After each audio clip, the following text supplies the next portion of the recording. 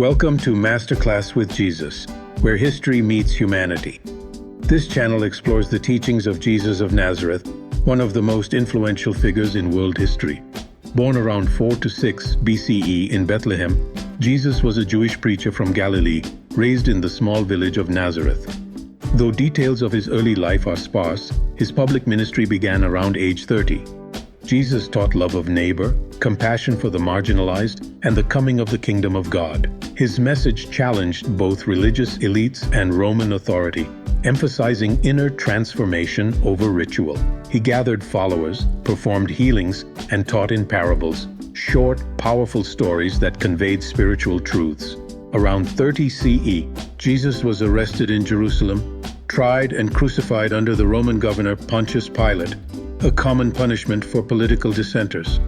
After his death, his followers claimed he rose from the dead, igniting a movement that became Christianity.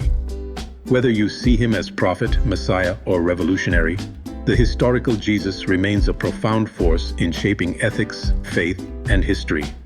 Thanks for listening. This is Masterclass with Jesus. Peace and love. See you next time. I am your host, T-Pastor. Until the next episode, peace and love. We must act today.